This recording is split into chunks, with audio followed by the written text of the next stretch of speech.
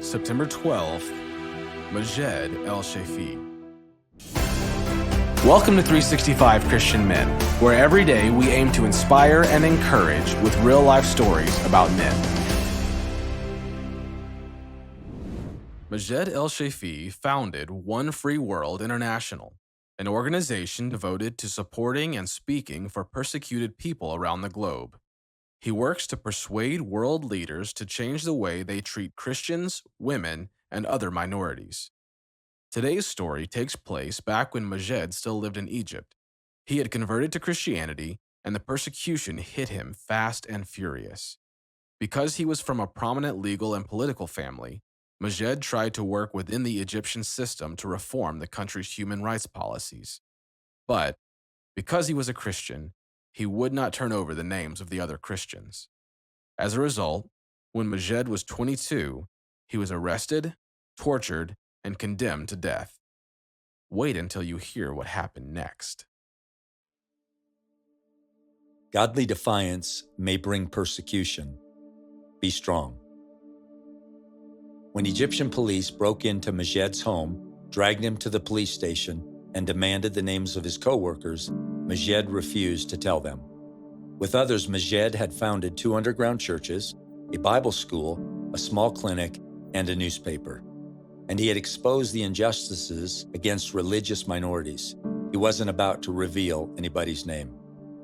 They sent him to Abu Zaabel prison, known as Hell on Earth, and it almost killed him. For 7 days, officers systematically scalded and questioned Majed. When he still didn't talk, the officers said they would bring in the dogs, and not just any dogs, German shepherds, trained to maim and mutilate. Majed cried out to God, "Please let me die before morning." But the next morning, the sickening smell of sweat and blood hung in the air like a slaughterhouse. Trembling, Majed backed himself into a corner, squatted low, and covered his face with his hands. The cell door opened, and 3 huge, panting dogs entered the cell. "Attack," an officer commanded. Majed waited breathless. But nothing happened. He slowly uncovered his face. He was shocked to see the dogs sitting motionless and looking at him. Astonished, the officers made excuses. Something was wrong. The dogs must be sick. Quickly, the prison officers sent in 3 more German shepherds. "Attack," an officer commanded. Majed waited. Instead of attacking him, one of the dogs licked Majed's face. In frustration, the officers took the dogs and left Majed alone. He knew God had delivered him. The following day, an officer promised Majed anything he wanted in exchange for cooperation. "Sounds good," Majed said, "but I need to eat first." So they served him Egyptian shish kebab. Afterward, Majed explained he could provide the name of his leader, but the rest of the Christians were too many to recall. "He knows all of our names," he said. "I'm only a servant." "Well, who is he?" the officer demanded.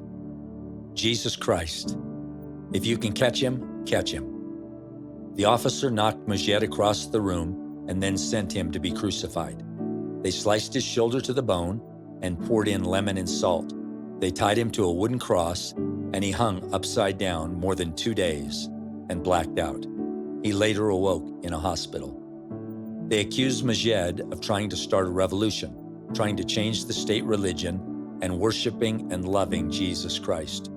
He told the judge, "If loving Christ and if worshiping him is a crime, I am guilty as charged, Your Honor." He was placed under house arrest and sentenced to die in 4 days. What really hurt was that it was his own uncle who had asked for the death penalty. But a group of armed Christians showed up at Majed's home, kidnapped him, and fought off police. They sped him to Alexandria.